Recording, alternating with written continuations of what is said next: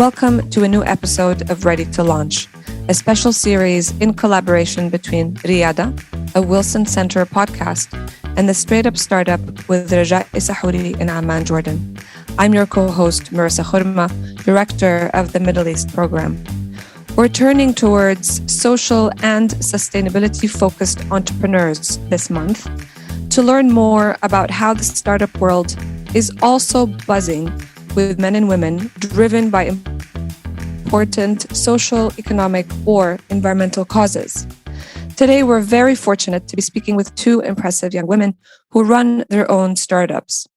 Noor Abu Jbara, an industrial engineer from Jordan, who in 2021 founded SHEE, a social, human, and economic empowerment hub that helps individuals to reach empowerment through mentorship, consultation, and training services. It specifically targets women and NGOs that are working on women empowerment projects. And also with us today is Hanan Shahin, who's the co-founder and CEO of Bloom, Jordan's first try before you buy startup. In 2014, Hanan also launched the Atelier, the first eco-friendly event planning company in the MENA region. Noor and Hanan, thank you so much for joining us today. Noor, I'm going to start with you to basically ask you how you all started with SHEE. Tell us more about your enterprise and what inspired you to do this. Thank you so much, Marissa, for this great introduction, and thank you also for the kind invitation for us for this podcast. You gave me a great introduction at the beginning, so I will start from it. My journey started, to be honest, with SHEE, which an abbreviation for social human economic empowerment. It started during my master's study. I studied master's in innovation and entrepreneurship, and in that time, my dissertation or my thesis was focusing on women economic empowerment through entrepreneurship. From that time, to be honest, I started searching more and more regarding the economic empowerment for women and how entrepreneurship is part of the economic empowerment and is part of the major homeworks and the major things that women focus in order to reach to the economic sustainability. So I started with this research, and the research itself increased my linkage with the area itself, knowing that also it came from a challenge I faced. For example, at that time I completed my master's in the UK. So at that time I faced certain challenges. I knew myself more and so on. So going through that experience, to be honest, I valued the concept of empowerment and having people that helped me at that time. So going through the cycle itself of SHEE. So the cycle of SHEE starts with the personal empowerment, and the economy, the social empowerment, and finally the economic empowerment.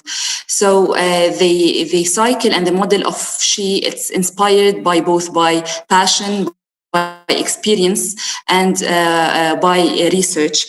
So from that time, you can say that time was in 2018, the idea started to be formalized more and more and day by day.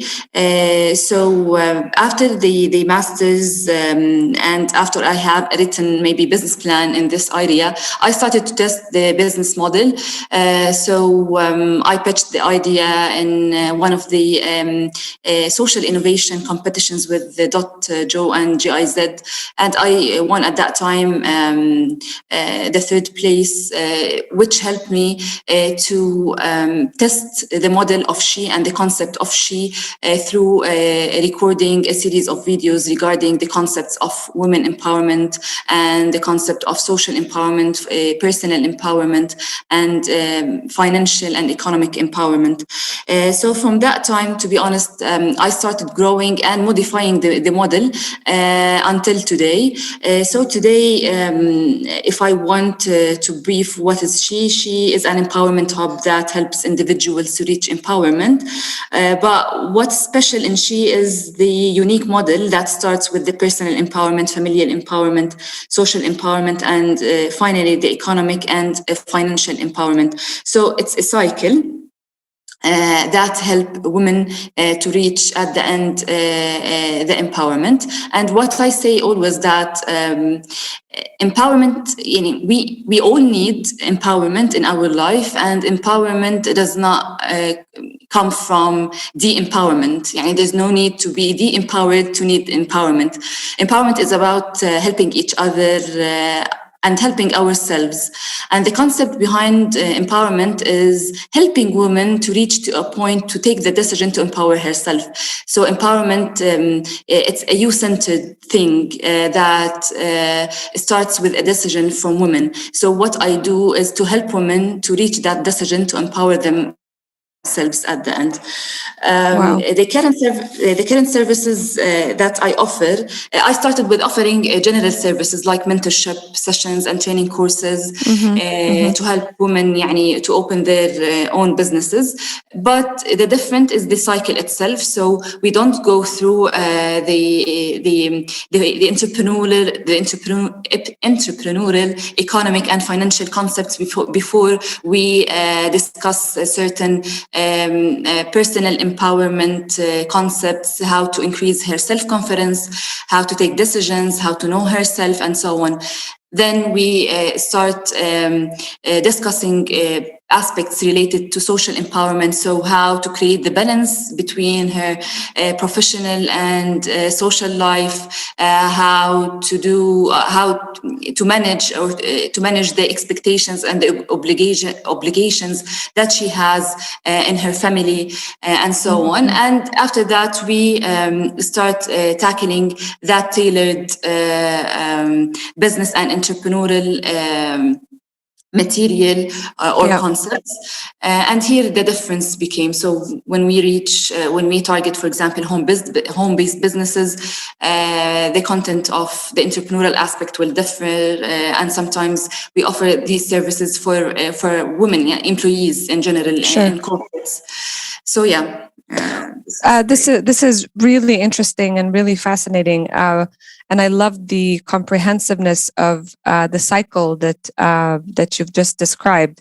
In fact, by starting with self-empowerment, you're really helping young girls and women to exercise leadership, to have agency, and that's very often a missing component where a lot of the research out there always showcases that there is a crisis of confidence when it comes to women and the job market.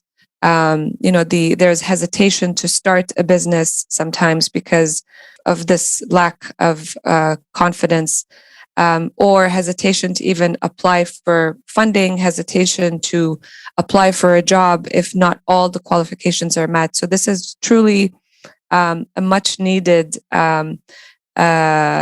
intervention. So it's really interesting work. Before we move forward, I'm curious to hear how you've evolved with the various models. But I want to turn to Hanan to also give you a chance to tell us a little bit more about your story with Bloom or even the Atelier. But what was it like to start a business, and what drove you to basically enter the entrepreneurship world? Hi, Marissa. Thank you for having me. To answer the question, actually, is the answer is simply I just wanted to find my place in this world. So I studied architecture. I have always been fascinated by the power of creation. I like creating experiences in general, regardless if it's a painting or it's an event or it's maybe a discussion. So again, I graduated. I studied architecture. I love what I studied, but I did not want to be the employee because this was the only option I had. So I was trying to find a place for myself as a person who wants to create experiences. And I went through multiple experiences where I volunteered in Peru, for example, to just find an answer. I worked in costume design, and I was a salesperson. I literally tried all the jobs in the world, and I couldn't find what I wanted. And this is maybe what led me to start my first business, which is an eco-friendly event planning company that used to upcycle waste into affordable luxury events.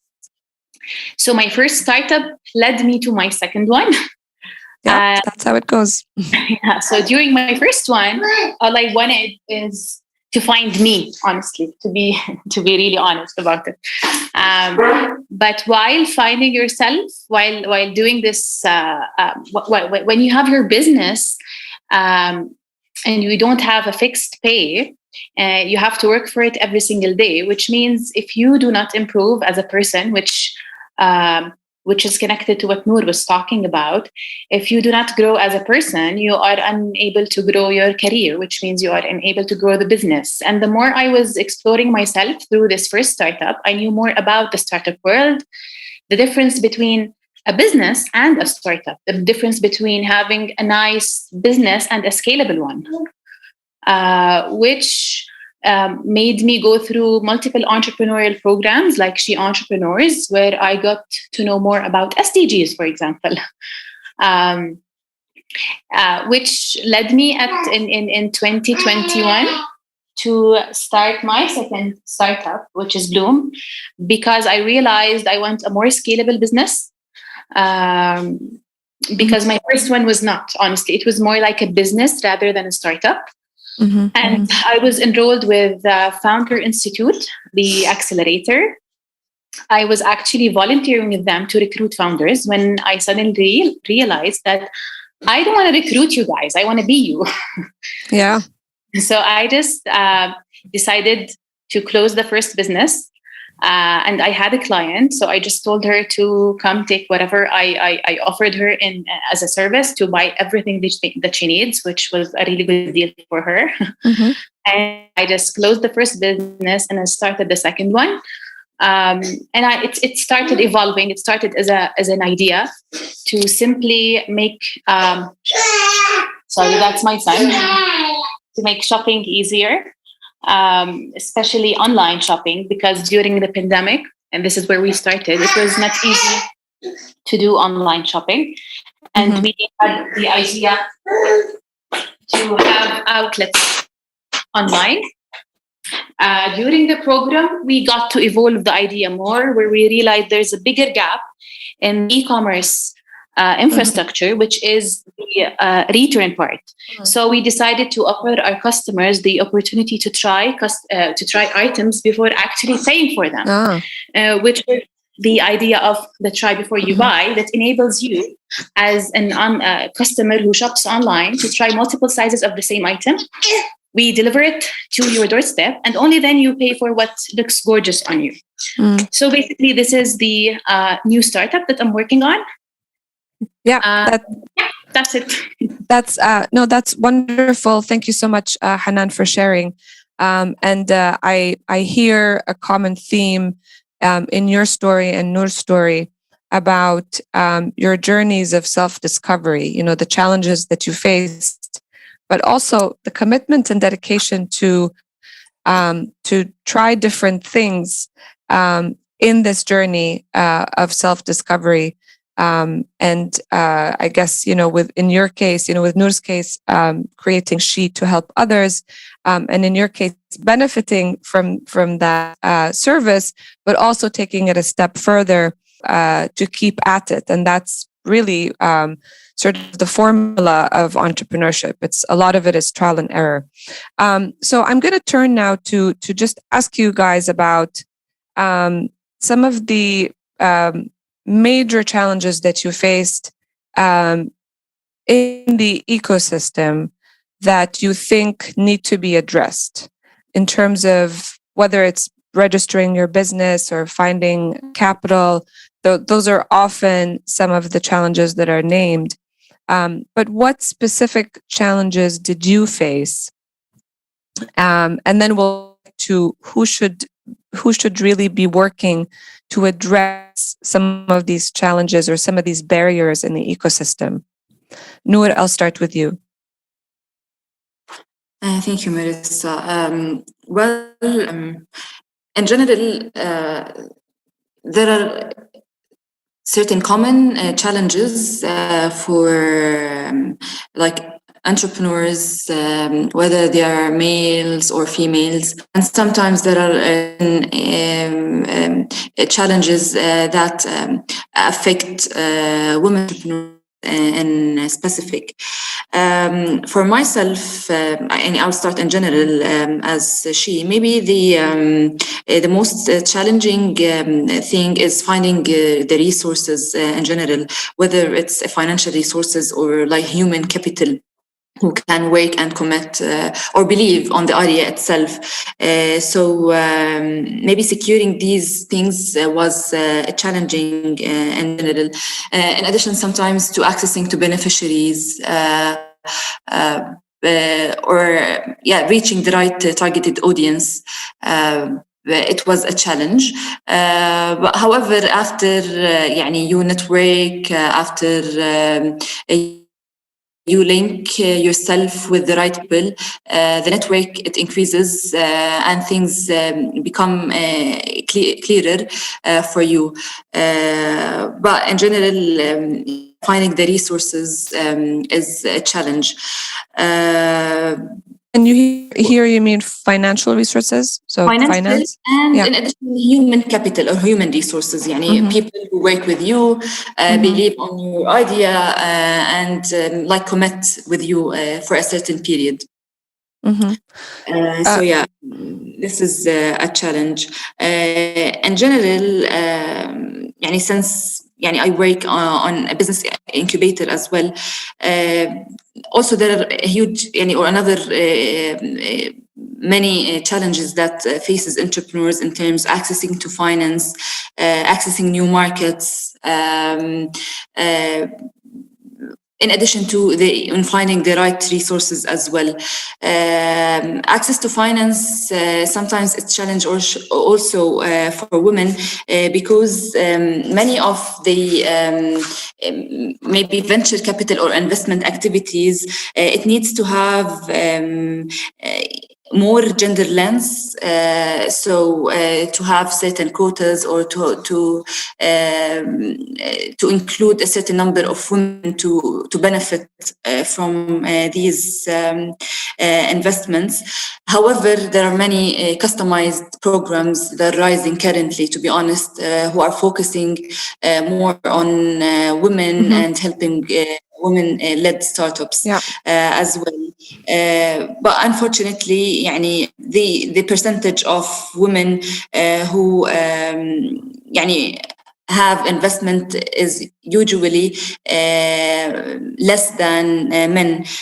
So, for example, for 2 years, there's an increase of 28% of investment for women-led startups. So there are a huge area of improvement that should be taken into consideration regarding investment and so on. So this is the general things or the general challenges. That we face and I faced. For me as well, maybe the last thing that I want to mention regarding the registration of social enterprises.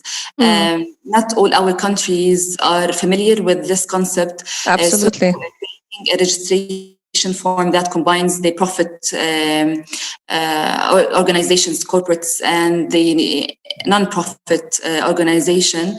It needs more improvement and needs more work, because at the end, social enterprise, it's a profitable organization, but the point of the dividends, so the profits, part of them can be distributed to the founders, and the rest shall be get back to the business itself. So having this formula lacks, to be honest, in countries. That's a really good point, and that's why I asked about registration. And I'm sure you had to fill out multiple documents that belong to different ministries. But that's a really good point. Thank you, Noor, for that. Hanan, what about you? If you were to name one or two challenges / barriers that you faced, that you think others face as well, what are they? So for me, the first barrier, if we're speaking of a first-time founder, for example, you don't know what you don't know. So you have this dream, but you don't know how to build it. And building a startup is a game. The problem is we just don't know the rules. And for me, it took me a long time, around 6 years, to actually know the rules and play by the game. So this is the challenge for founders. There are programs that can help you. That's the good news. For the second challenge is this boy crying now. I understand completely. Go ahead. Now, but obviously it's here. So some challenges are just balancing between what you have at home and what's going on in life. And in my case, it's my 7-month-old son who decides to cry now. The third one, in terms of regulations, I will talk about what Noor was talking about in terms of registering a company. First of all, it's not clear for us as founders which regulations should we follow. Should I have a limited liability company? Should I be the solo founder? How much should I pay? Is it worth it or not? Then when we want to have co-founders or investors, I do not think that the current registration laws are founder friendly. Right. For example, if I want to have an investment, the current law will only allow me to have a shareholder investment, which is fixed equity, which is very bad. It's like the worst deal a founder can have. Which means that for founders, it's much better to register outside of Jordan. And it's sad for us, because I want to be a Jordanian startup. Which is what's happening with a lot of Jordanians who want to start their own business, actually. Yes. Exactly. So for me, I have this conflict of, do I want to be the Jordanian startup? Yes, I do. But honestly, the regulations of registering a company are not friendly. So I'll have to just go out. Yeah. So maybe this is one of the main issues that is the reason why many startups are out. Jordanian startups are not in Jordan. Absolutely. That's a really good point as well. Thank you. Thank you for sharing. Now that we've named the main challenges that you guys faced, Noor and Hanan, who should be working on addressing some of these barriers? Is it the government solely? Is it the private sector in collaboration with the government? Noor? To be honest, from my point of view, we all shall work together to solve these challenges. It's not about the government sector only, the private sector, the government sector, and sometimes also startups and MSMEs also contribute to in solving this kind of program. However, maybe the power, the control, come from the government sector in general. So I think it's a combined effort between the private and the government sector. The private sector, maybe sometimes they contribute with the money, with the initiative, with implementing the initiative. However, the government sector, they need to facilitate the work, to create an umbrella that everyone or every sector works under it, to facilitate the work, to control and manage the work that's done regarding entrepreneurship in a way that prevent duplication of work. Before 2 years, and to be honest, Jordan is one of the emerging markets and the developing markets in the entrepreneurial scene. There's a huge movement on it. But to be honest, before 2 years, there were a lot of duplicated work on entrepreneurship and so on. So same programs with similar people, same beneficiaries are working on the same thing. But now I can see somehow there's a change in managing the work and creating that kind of facilitating between efforts, so we prevent duplication and we maximize the benefit for entrepreneurs. From my point of view, as I said, government for facilitating the work, building partnerships, external partnerships, sometimes also bringing funds, and the private sector to bring more funds as well and apply these kind of initiatives. Yeah, that makes a lot of sense.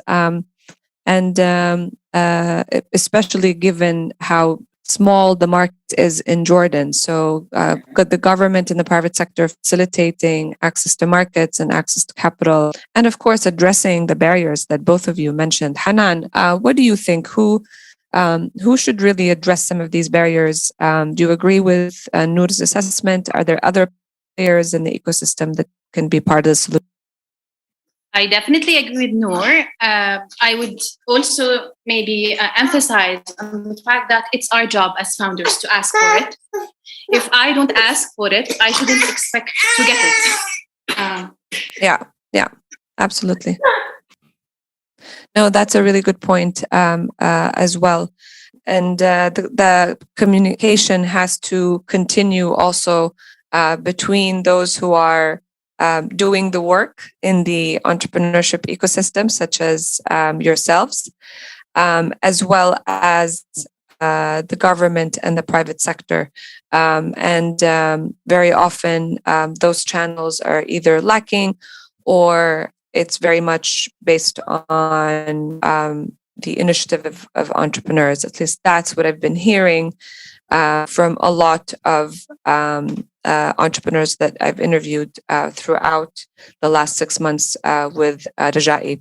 So, Noor, we're going to wrap up with the before you launch words of wisdom.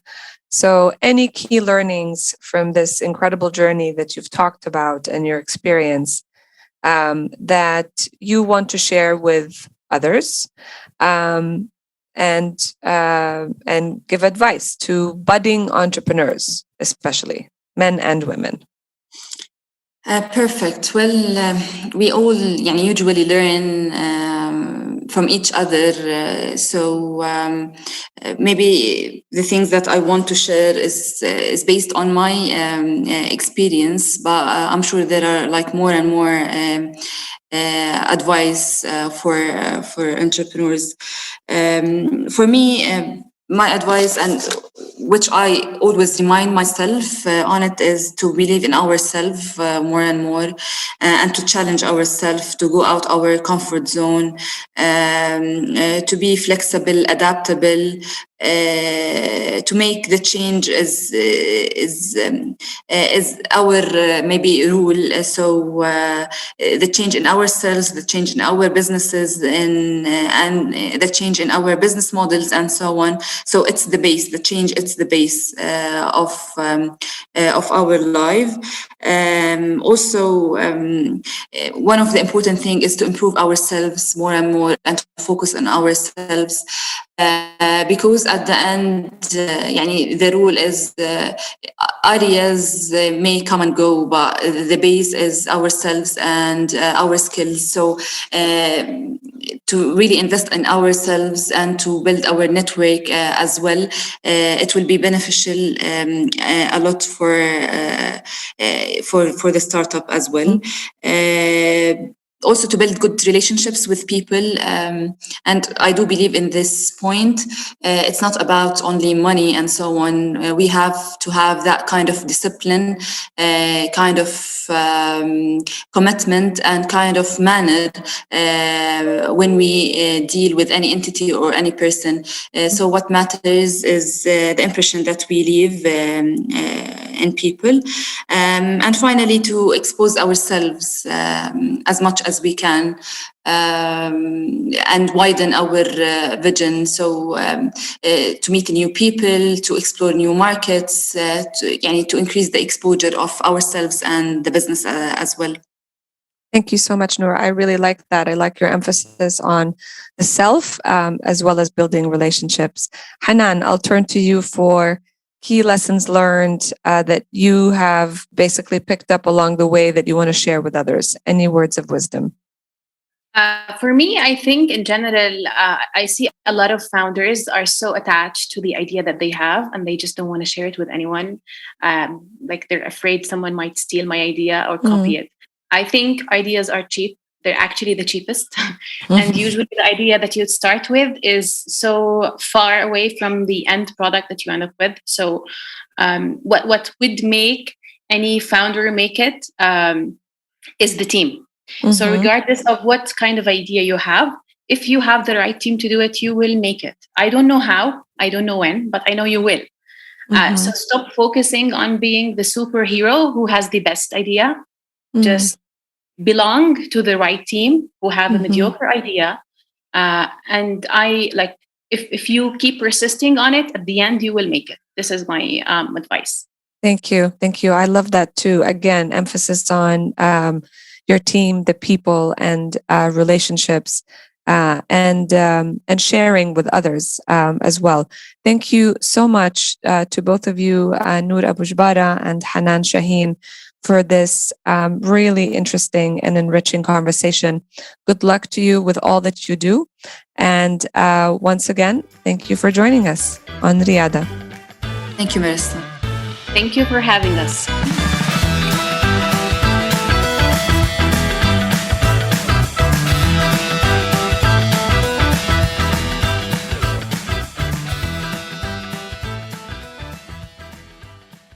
This podcast is funded by a grant from the United States Department of State.